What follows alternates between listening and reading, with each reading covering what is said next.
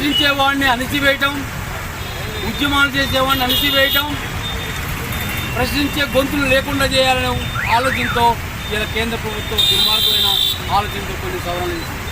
అందువల్ల ఈ దేశంలో ఉన్న రాజకీయ పార్టీలందరూ ఏదైతే లారీ డ్రైవర్లు, ట్రక్కు డ్రైవర్లు ఏదైతే సమ్మె చేసి ఆ 106, 106(2) చట్టాన్ని సవరణ చేసుకున్నారో, ఏదైతే భారతదేశంలో రైతులు ఉద్యమం చేసి రైతు నల్ల చట్టాలను ఏదైతే తీసేపించుకున్నారో, ఇవాళ ప్రజలు, రాజకీయ పార్టీలు ప్రజల దగ్గర చేరి ఈ ప్రజలను చైతన్యం చేసి ఈ సవరణ కొన్ని చట్టాలు ప్రజా వ్యతిరేకమైన, ప్రజాస్వామిక హక్కులకు వ్యతిరేకమైన, రాజ్యాంగ వ్యతిరేకమైన చట్టాలని తొలగించుకోవడం బాధ్యత ఇవాళ రాజకీయ పార్టీలపైన ఉన్నది.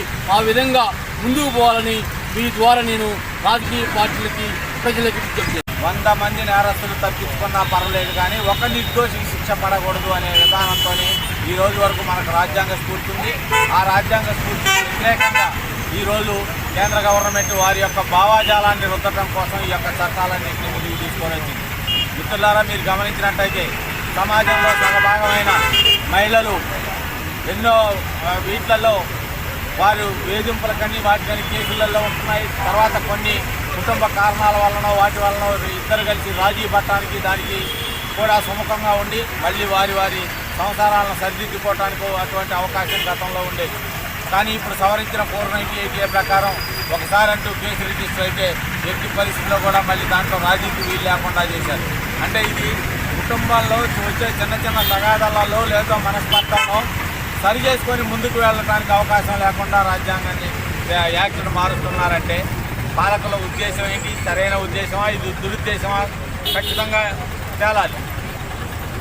ఈనాడు ఉన్న దేశ పరిస్థితులకి, ఈనాడు పెరుగుతున్న మోటారు వాహన చట్టాలు, వీటన్నిటిలో కూడా గతంలో గమనించినట్టయితే ఇంజురీ అయితే 338, లేదు పొరపాటున యాక్సిడెంట్లో ఏ మనిషి అయినా చనిపోయినట్టయితే 304A కింద కేసు రిజిస్టర్ చేసి వేలబుల్ అఫెన్స్గా ఉండి 3 సంవత్సరాల పనిష్మెంట్ కొని 304Aని ఇచ్చేసేవాడు.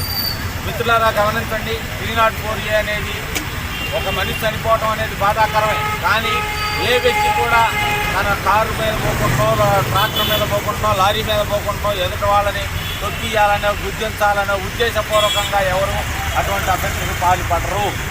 ఇది కేవలం ఒక డ్రైవర్లుగా పనిచేసే వాళ్ళకే కాదు, అంతగా కారు నడుపుకునే వాళ్ళకి కానీ ఇంకొకళ్ళకి కానీ అందరికీ ఎఫెక్ట్ అయ్యే చట్టం. దీంట్లో ప్రస్తుతం ఉన్న దాని ప్రకారం ఏంటంటే BNSS ప్రకారం మనిషి ఆపకుండా వెళ్ళిపోయినట్టయితే అతనికి 10 సంవత్సరాల పాటు శిక్ష విధిస్తూ ఉన్నారు.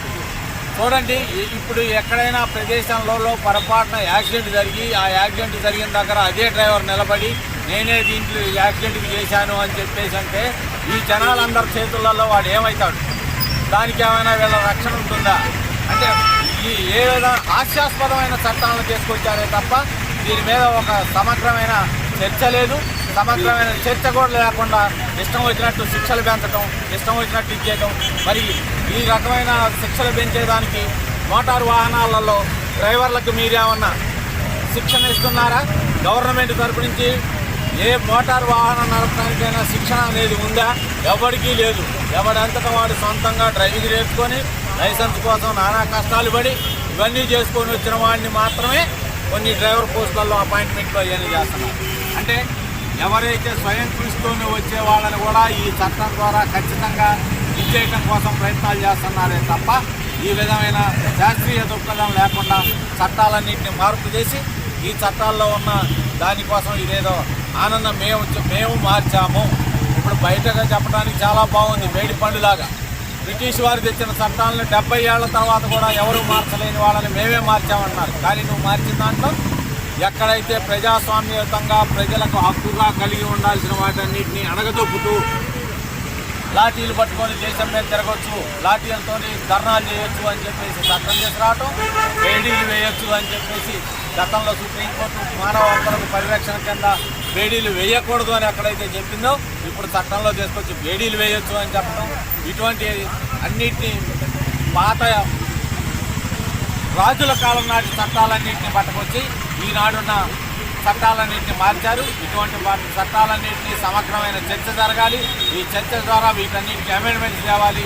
ఏదైతే రైతు చట్టాలను రద్దు చేసుకుందో అలాగే అదే ప్రభుత్వం కంటిన్యూషన్లో ఉంది కాబట్టి ఈ చట్టాలను కూడా రద్దు చేసుకొని ప్రజల యొక్క సంక్షేమం ఉండే విధంగా ఈ చట్టాలలో మార్పు తీసుకురావాలని చెప్పేసి మేము ప్రజాస్వామ్యవాదులుగా ప్రజాతంత్రవాదులు అందరూ కూడా ఈ ఉద్యమంలో కలిసి రావాలని చెప్పి విజ్ఞప్తి చేస్తూ ఈరోజు బార్ అసోసియేషన్ తీసుకునే ఫర్దర్ నిర్ణయం ప్రకారం ఈ యొక్క చట్టాల మీద తీసుకునే యాక్షన్ ఏ విధంగా ఉంటుందో ఆ విధంగా మేము ప్రొసీడ్ కావడానికి ఐఏఎల్, ఐలు, బీఆర్ఎస్, మిగతా కాంగ్రెస్ లీగల్ సెల్, మిగతా న్యాయవాద సంఘాలన్నీ, హ్యూమన్ రైట్స్ అందరం కలిసి ముందుకెళ్తామని చెప్పి విజ్ఞప్తి చేస్తాం.